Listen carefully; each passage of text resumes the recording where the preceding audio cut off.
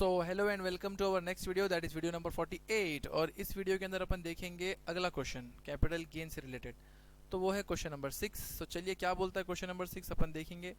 Mister Chari is holding agriculture land in municipal limits of Delhi. Delhi के अंदर mister चारी के पास, mister चारी उनका नाम है, उनके पास एक एग्रीकल्चर लैंड है, ऐसी ज़मीन है जिस पर वो खेती करते।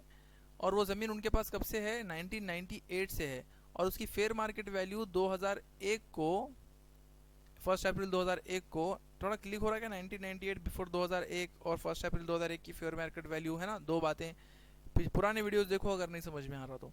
डिटरमाइंड एट रुपीज़ 80,000, 80,000 रुपये उसकी फेयर मार्केट वैल्यू थी। ऑन 3 जनवरी 2020, 3 जनवरी 2020 को उन्होंने क्या किए? ही सोल्ड द लैंड, उन्होंने ज़मीन बेच दिए 13,62,000 रुपये में।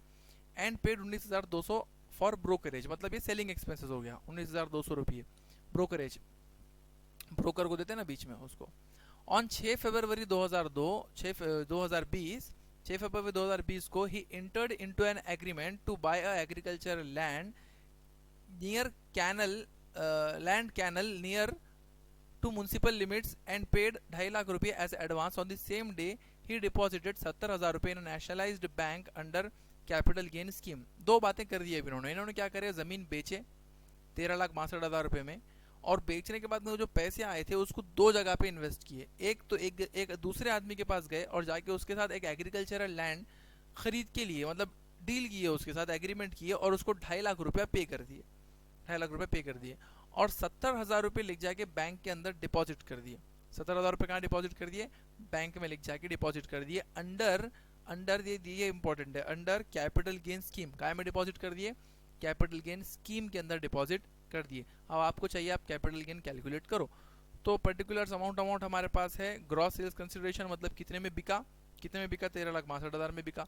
सेलिंग एक्सपेंसेस कितने? 19,200 ब्रोकरेज पे करे थे, माइनस करो तो बन गया 13,42,800 रुपये। ये आता है आपका नेट सेल्स कंसिडरेशन। उसके बाद में हम लोग लेस करेंगे इंडेक्स कॉस्ट ऑफ एक्विजिशन, ये 2001 से पहले की है। 2001 से पहले की है वो तो दो बातें आपको मैंने बता दी वाली है। एक तो 100 रहेंगी बेस वैल्यू उसकी, और दूसरी बात आपने देखना है कि एक्चुअल वैल्यू या fair market value, actual cost of acquisition या फेयर मार्केट वैल्यू, दोनों में से विच एवर इज मोर। अब यहाँ पे अगर आप देखेंगे तो आपको कहीं पर भी एक्चुअल वैल्यू उन्होंने एक्विजिशन की नहीं दिया, सीधा फेयर मार्केट वैल्यू दिया। नहीं दिया तो नहीं दिया, क्या करेंगे? छोड़ दो, फेयर मार्केट वैल्यू ले लो, कैलकुलेट करके दे दो। तो 80,000 रुपये मैंने फेयर मार्केट वैल्यू ले लिया, गुनीले 289 जो कि प्रीवियस ईयर का CII है, और भागीले 100 जो कि 2001 से पहले का CII है। तो ये कैलकुलेट करें तो आता है 2,31,200। तो 2,31,200 आ गया। ये हमने इसमें से माइनस किए तो हमको मिल गया है gross income from capital gain, वो आ गया है 11,11,600 रुपये। फिर हम उनको देंगे डिडक्शन अंडर सेक्शन 54 और 54B, दो मिलेंगे उनको।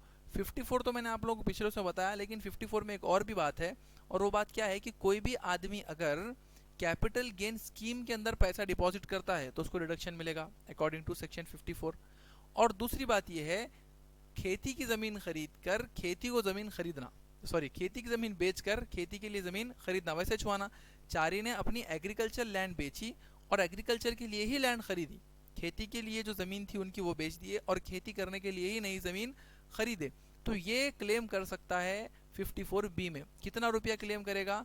उस साल के ख़त्म होने तक, उस साल के ख़त्म होने तक, उस असेसमेंट ईयर के ख़त्म होने तक उसने जितने भी पैसे पे किए हैं उतना। तो हमको ये समझ में आया कि इन्होंने 2,50,000 रुपये एडवांस के नाम पे दिए, बाद में क्या हुआ उसकी कोई डिटेल हमारे पास नहीं है।